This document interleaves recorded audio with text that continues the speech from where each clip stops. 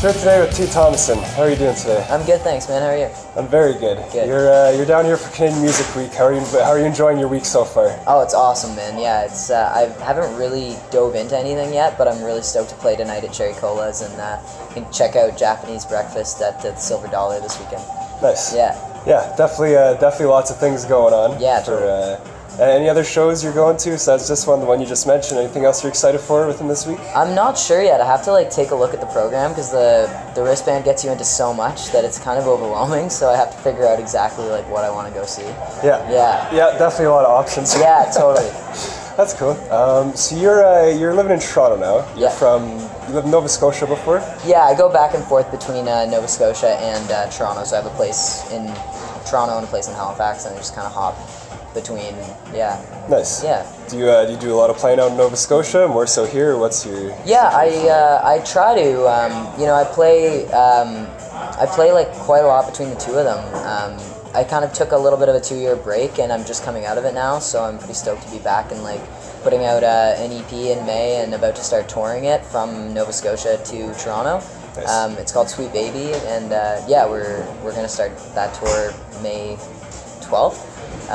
So it's kind of like an even spread between the two places, which is nice. Okay. Yeah. Very cool. Do you want to elaborate a little bit on your EP? Yeah, for sure. It's getting officially released May 12th through Coke's Records, which is Ray Spoon's record label.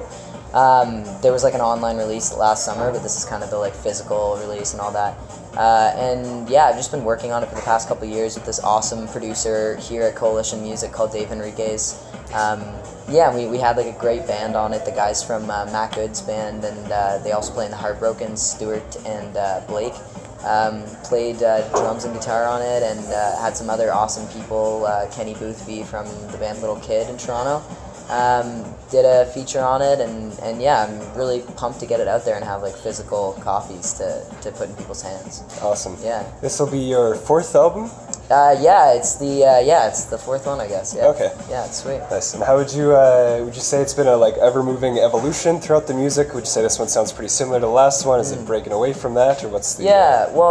I think it's pretty different. It's the first one under my new name, T. Thomason, and I think the music has changed a little bit, but I think my last record, it was called Columbus Field, and it was sort of moving towards more rock, away from a kind of folky poppy thing that was going on, and this has just taken that rock feel and run with it.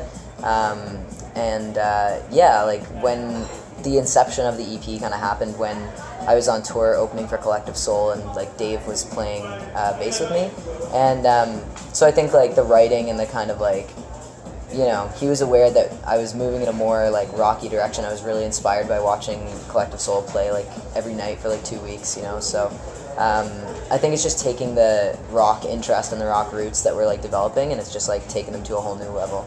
Nice. Yeah. What brought on the name change? That was I transitioned from Molly Thomason to T. Thomason, and use male pronouns now and all that kind of thing. So it was a gender transition, I guess. And it's the music I think was going to change anyway. I think it's not super related to all that stuff. Right. But that was kind of the little break that I took, and now I'm back full force and super stoked to be back. Right on. Yeah. Awesome. Can you share a Collective Soul tour story with us? Oh man. Okay. Let me think of an internet appropriate. Well, there was a good time when we were in Medicine Hat, and actually I've got a better one. Okay, so we were in Richmond, which is just outside Vancouver, and I had never been to a strip club before, and Dave was like, okay, we're gonna do it, we're going. So we got in the cab, and we told the cab driver where we wanted to go, and as soon as we got in the cab, he turned on this little disco ball, and the cab was just became a nightclub, and he had this disco ball going in the cab, and this loud music, and we were yeah, we want to go to this place or whatever, because we just Googled it, and he was I'm not taking you there, that's really sketchy. I will drive you by it for you to see how sketchy it is, and then I'm gonna take you to a much nicer place. So he drove us by, and it was, I was glad that he had dropped us off there. Yeah? Yeah. Took us to a much nicer place. It was a great time. It was a great experience. Give me a description of the strip club. I'd like to hear about it. Well, he was the good one or the scary one? The scary one. Oh, okay. Well, it was around like it was in Vancouver, and it was like Maine and Hastings or whatever, like that kind of like the grittier part of town, I guess. Like I don't know too much about Vancouver, but he just, I mean, I'll use his description. He was like, "There's a room in the back with a bed chained to the floor, so I'm not taking you there." I was like, "Okay, appreciate it. Probably a good Thanks, call. man." Yeah. Awesome. Okay, what would you say one of the differences, or do you find it different playing between Nova Scotia and Toronto? The crowds and kind of the interactions, what would you say the difference is between playing the two places? Yeah, I think it's funny, I've been thinking about this a lot, but I think like the scene in Nova Scotia is like really tight. Everybody knows each other. There's always something going on. In Toronto, you can find that in pockets, but you can't, it's not like, there's different like scenes that are sort of like separate from each other, you know what I mean? So I think like that's kind of interesting, and it's like for better or for worse, you know what I mean? Like sometimes it's nice to have the option to go check out a show that you don't know anyone, you don't know what it's going to be like. That's kind of fun. Yeah. You know, then again, like knowing everybody does have its benefits, because it's like you play in bands together, you like, you know, you're all jamming, you get called up on stage at someone's random show you just went out to for the night. So I think it's like, yeah, Halifax is a smaller town, but I think like Toronto and Halifax, especially like kind of the scene in Toronto, like you know, at like the Silver Dollar, like Smiling Buddha, or like those kinds of like scenes, very similar to what's going on in Halifax. And I don't know if people realize that that's going on in Halifax, but Halifax has got like a super strong scene, and I think like some bands like come out of Halifax and come to Toronto, you know, and they're great, and that's kind of what people take as like the Nova Scotia scene.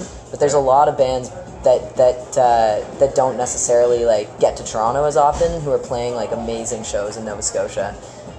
So yeah, you can end up at like amazing shows and feel kind of like you're in on a secret in Nova Scotia, which is kind of cool. Awesome. Yeah. Cool. And so you're from the UK originally? Yeah. Okay. So since we're doing Canadian Music Week, if you had to describe what Canadian music is to someone, say UK or another part of the world, who's never heard Canadian music, okay, could you describe Canadian music, or how would you? Oh man. What would your description be? I don't know. I think I would say like, I guess it depends on like the genre, right? I mean, I'm really proud of the fact that like Drake is Canadian, you know, and he's like kind of changed the whole hip hop sound like these days, you know, and it's like when you talk about hip hop out of Toronto, like people know what you're talking about. Like Drake and like Jazz Cartier, like they've just like kind of blown it wide open, which is cool. And then you've got bands, you know, like the Rio Statics, like way back, you know, doing that kind of like the beginnings of like indie rock, kind of whatever. So I guess I would say like it's underrated, and it's usually like a fresh sound. It's usually like something that you haven't heard before, and you're gonna want to hear it again. And yeah, it might influence you, and then one day you're gonna be at a club in like London or Paris or something, and there'll be some sweet Canadian playing that you'll be stoked on. Yeah. I like that summary. Yeah. Okay, so if people want to go online, find your upcoming upcoming stuff. Yeah. Where do they go? You can go to t-thomason.com, or you can follow me on Instagram, Sweet Baby T with no vowels, or no vowels. no vowels, or Facebook, which is facebook.com/the.t.thomason. Awesome. Yeah. Okay. Thank you thanks, very man. much, T. Cheers. Have a good one.